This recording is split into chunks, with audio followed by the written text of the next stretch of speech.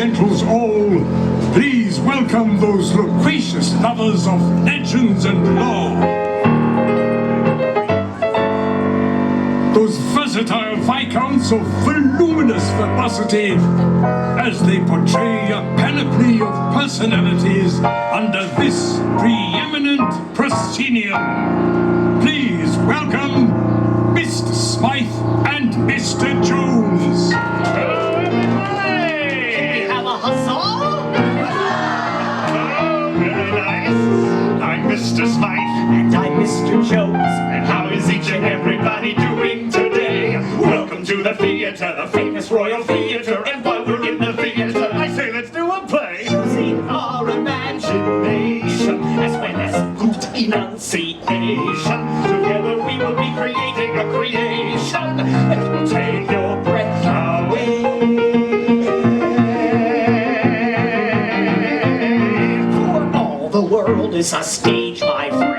Attend and hark if you've an ear to lend. We're gonna tell a tale with once upon a time at the start, and there's a happily ever after at the end. See, Mr. Smythe. Yes, Mr. Jones. What story should we players play today? Today we shall render upon these boards an adventure that is most hair-raising. Well said, Mr. Smythe. Today we tell the timeless tale of Tangled. It's a very special tale of a very special girl. She's full of hopes and dreams, a little something like you. And if she puts some work into it, makes her mind up to pursue it, she can make a wish come true. It may be awfully hard to do, but with imagination, some courage and determination, if she can conquer all her fears and trepidation, well then she just might make it through. For all the world is a stage, my friend. Attend and hark if you've an ear to lend. And here's one thing on which you can depend. We're gonna make a little magic if you all do your part. We will create a little chronicle of courage and heart. We're gonna tell a tale with once upon a time at the start. There's a happy ever after at the end. Happily ever after at the end. Lords and ladies, thank you for joining us, and welcome to the Royal Theatre. To help us tell our story today, we have two special guests. Two special guests? Yes. Who's on first? A young lady with golden locks. Goldilocks and her three dancing bears! No, we don't have three dancing bears. Only two? No. Just one. No, there are no dancing bears. Lords and ladies, presenting Goldilocks and no dancing bears. Wait a minute. Oh, hey, maybe they can be the dancing bears. Yeah, you're gonna pop up bear. Now, Mama Bear, Big Bear, I think you'd be great with glasses. No, there are no dancing bears and no Goldilocks. But you said a young lady with golden locks. Yes, Rapunzel. Rapunzel doesn't have any dancing bears. No, she's our first guest. First guest? Yes. Who's on second? That is the I can question. hardly wait. Lords and ladies, it is time to give a warm welcome to our first royal guest, the one The only. and only Rapunzel! Hello, everyone. Princess Rapunzel, we are honored to be in your presence today. And we are most delighted that you accepted our invitation to join us in a live performance of your story. It's my pleasure. After all, who better to help us tell the story of Rapunzel than Rapunzel? This is going to be such an adventure. Now remember, we are here to assist you in any way we can. Should you wish to know where to stand, we shall show you. Should you wish to know what to say, we will tell you. Should you wish to recognize one of us for most outstanding performance by a player in a leading role, drama or comedy, we shall kneel before you in humble gratitude. Oh, I'm sure you'll both be wonderful. Oh, very well then. Are you ready? Yes. Then let the play begin. Once upon a time, there was a radiant young lady named Rapunzel. Who lived in the top of a tall, tall tower. From the time I was just a baby, my mother never allowed me to go outside. Each day as Rapunzel gazed out her tower window, she wondered, when would her life begin? My dream was to see the floating lanterns that appeared in the night sky every year on my birthday. But today, like every other day, Rapunzel's daydreams were interrupted by the sound of a familiar voice. Rapunzel! Mother Gothel? Let down your hair. Oh, let me undo that for you. Wait a minute! You have no idea how long it takes to braid this. But of course. Stunt hair, please. Ooh, what's that? That is a theatrical representation of your hair. Oh, I love the theater. Rapunzel, I'm waiting. Coming, Mother. Obediently, Rapunzel lowered her hair so that Mother Gothel could easily ascend the steep tower wall. Apple, dearie. Thank you. It should be noted by all in attendance that Mother Gothel was not Rapunzel's real mother. That's right. I was kidnapped by Mother Gothel when I was just a baby. And why was Rapunzel kidnapped? Oh, Mr. Jones! because of her magic hair. Yes, which keeps Mother Gothel. Fairest of them all. Hey! Rapunzel. Princess. Rapunzel, Mummy's feeling a bit run down. Why don't you let me brush your hair while Mr. Smythe sings your magic song? Whenever I sang the magic song, my hair began to shimmer and glow. And when it glowed, it kept Mother Gothel young with its special healing power. This was mine. As Gothel brushed the enchanted hair, the years melted away. Like sands through the hourglass, thus were the days of our lives. Thank you, my dear. Princess. Thank you, my dear. Now give me my mirror.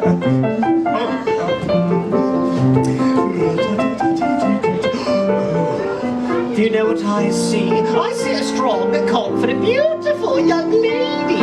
Oh, look, you're here too.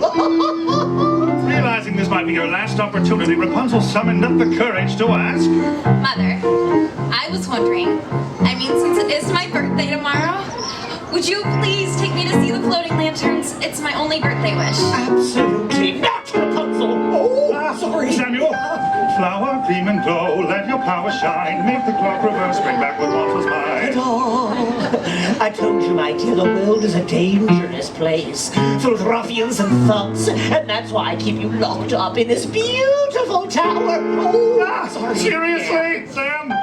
Flower, glow, power, shine, clock reverse, bring back For your own safety, my dear, you will never, ever, ever, ever leave this tower, ever! Trust me, Rapunzel, Mother knows best. Rapunzel was determined to see the floating lantern, so she did what any imprisoned 18-year-old girl would do. She packed up a frying pan and headed for the window. Looking down, Rapunzel spotted a young man climbing up the tower. A stranger! And as he hauled himself up into her tower room... Lords and ladies, a hearty huzzah for Flynn Rider!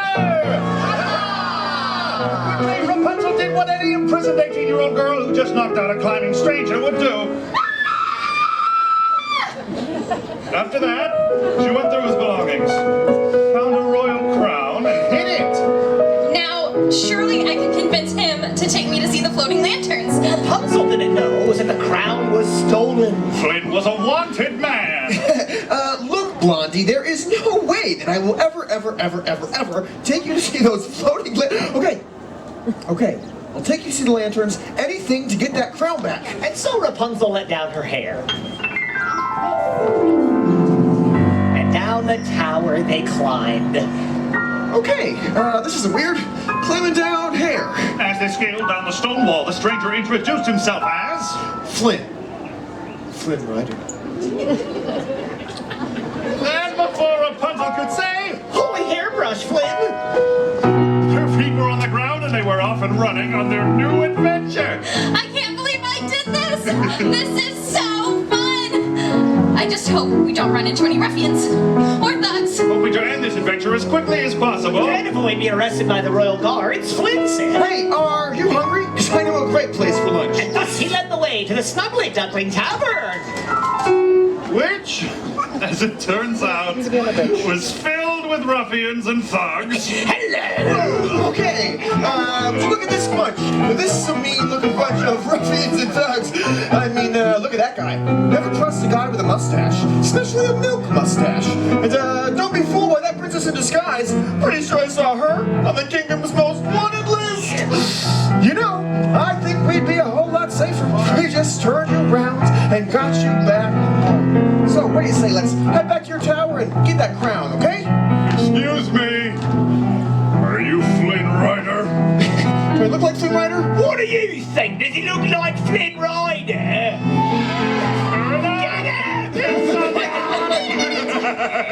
Give me back my stranger! I need him to take me to see the floating lanterns. It's my dream. Don't any of you have a dream? I had a dream once. I've got a dream. I've got a dream. See, I ain't as cruel and vicious.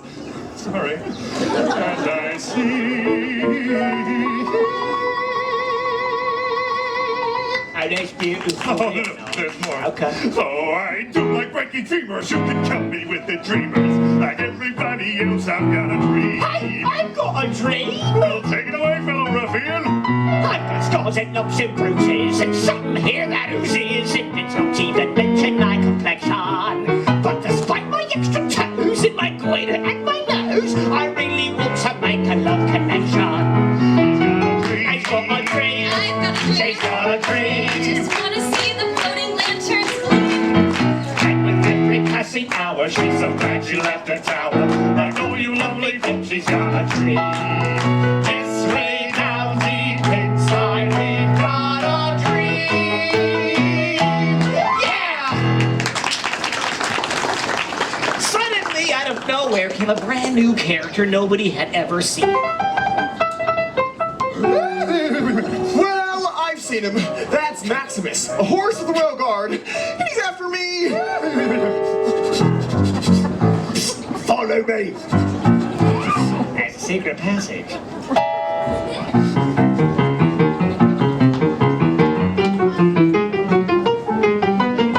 Run! They ran for Maximus through a twisting, turning cave. Until at last we broke out to the sunlight, only to realize... Look out! We were standing on the edge of a precipitous cliff. A towering reservoir on one A side. deep chasm on the other. Where Rapunzel tossed her hair across the chasm where it latched onto a wooden beam. Flynn, follow me. But it was too late. Flynn was trapped, and Maximus was on him, sword drawn. Seriously?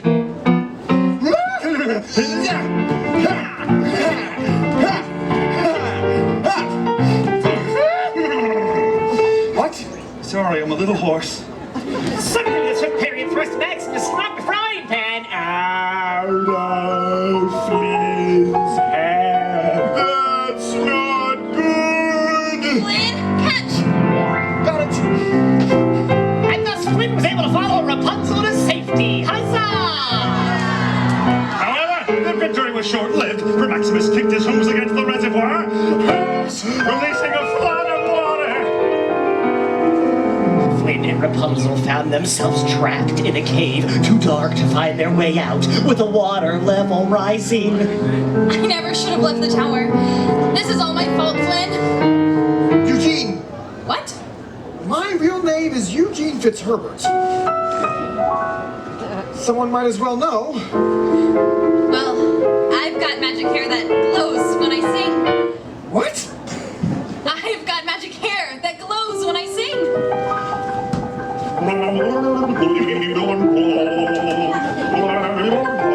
Rapunzel's hair illuminated the water with its magic light and led them out of the cave. Huzzah! Lords and ladies, the backside of water. Yay! Oh, hey! Once on dry land, Eugene kept his promise and took Rapunzel to see the floating lanterns. Oh, wait a minute. Where's the boat? What boat? We were in a boat. She's right. We're definitely in a boat. We don't have a boat. It was so romantic.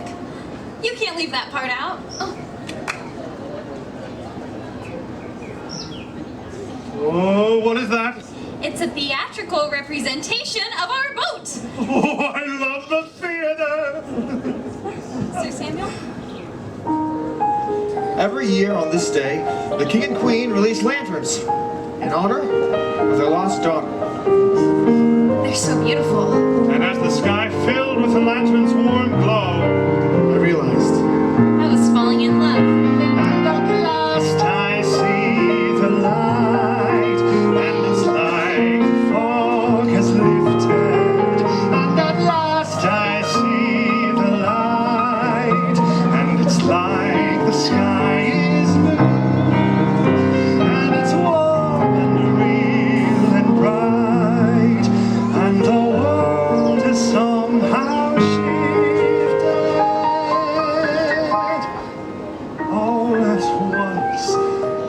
everything is different now that I see.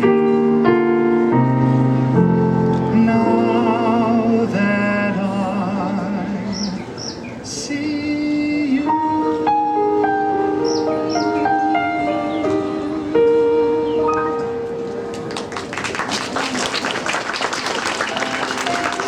What is this picture? It's a symbol of the royal family. The king, the queen, the missing princess. The missing princess. The missing princess. Eugene, I have to go. As quickly as she could, Rapunzel raced back to her tower. Rapunzel, where are you going? Rapunzel, where have you been? Out there, discovering who I really am. I'm the missing princess. Huzzah! Bravo, you figured it out. But you and your magic hair aren't going anywhere. You're staying right here, keeping me the fairest of them all. Eugene! I discovered you really... And Eugene fell to the floor. He's dying! Well, that's the circle of life, my dear. Now come along. Where are we going? Where nobody will ever find you again. We can't let him die! We can't believe and expose our secret. Please, please let me heal him, and I'll go away with you forever. I promise. Knowing that Rapunzel never broke a promise, Mother Gothel agreed to allow her this final act of kindness. I can't let you do this. I can't let you die. But if you do this, then you will die. And so, with this last bit of strength, Eugene grabbed Gothel's knife hand. Touched Rapunzel's hair! My precious, my precious. My golden hair suddenly lost its magic. Causing Mother Gothel to wither into a shrinking old hag. Thou cursed brat, seest what thou hast done. For I melt. 'Tis not a little fun. What a world, what a small world after.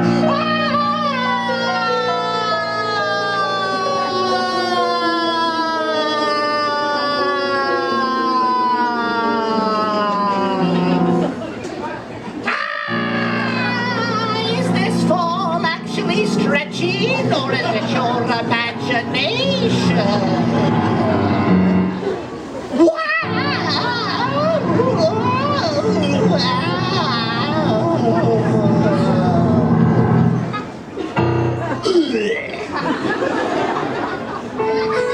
At last, Eugene.